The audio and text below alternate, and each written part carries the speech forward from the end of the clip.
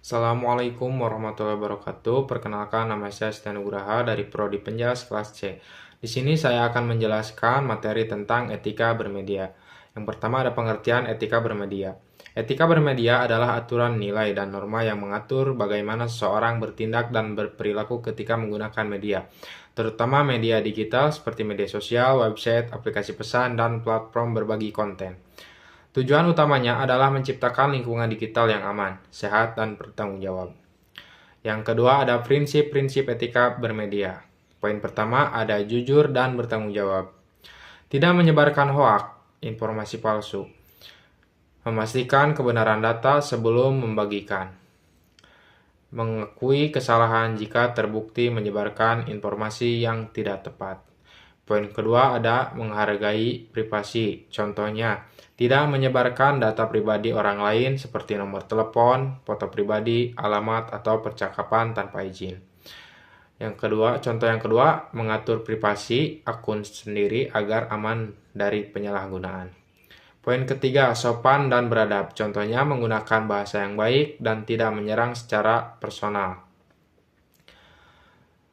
Contoh yang kedua, menghindari debat yang memicu konflik atau perpecahan. Poin yang keempat, menggunakan media secara bijak. Contohnya memilih konten yang bermanfaat.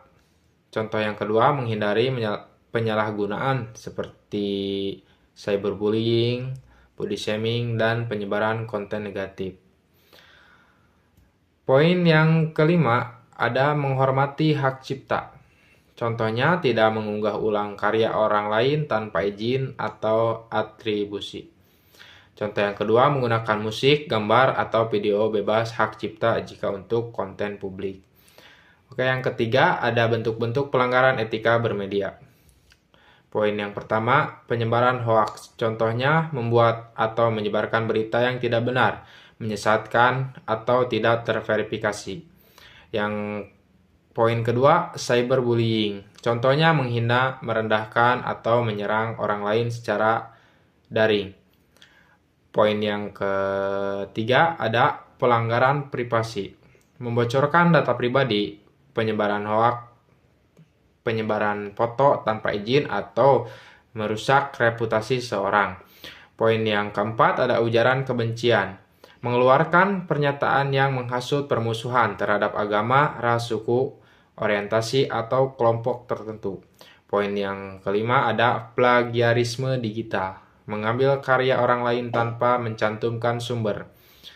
Oke, yang keempat ada manfaat penerapan etika bermedia. Yang pertama, membantu menciptakan lingkungan digital yang positif. Yang kedua, menghindari konflik dan kesalahpahaman. Yang ketiga, meningkatkan kepercayaan orang lain terhadap konten yang kita bagikan. Yang keempat, ada mendukung keamanan dan kenyamanan bersama di ruang digital. Yang kelima, contoh perilaku baik dalam bermedia. Yang pertama, yaitu memeriksa fakta sebelum mengirim atau membagikan berita. Yang kedua, menggunakan bahasa yang sopan saat berkomentar. Yang ketiga, tidak mengunggah konten yang mengandung kekerasan atau pornografi. Yang keempat, menghargai pendapat orang lain walaupun berbeda. Yang kelima, menghindari oversharing tentang kehidupan pribadi. Yang keenam, menjadi reputasi diri sendiri karena jejak digital sangat berpengaruh di masa depan. Jadi, kesimpulannya, di era digital yang semakin maju, kemampuan bermedia secara etis bukan hanya penting, tetapi sudah menjadi kewajiban setiap pengguna internet. Dengan menerapkan etika bermedia, kita dapat menjadi generasi yang cerdas, bijak, dan bertanggung jawab dalam menggunakan teknologi. Mungkin sekian materi yang dapat saya sampaikan. Mohon maaf bila ada kesalahan. Wassalamualaikum warahmatullahi wabarakatuh.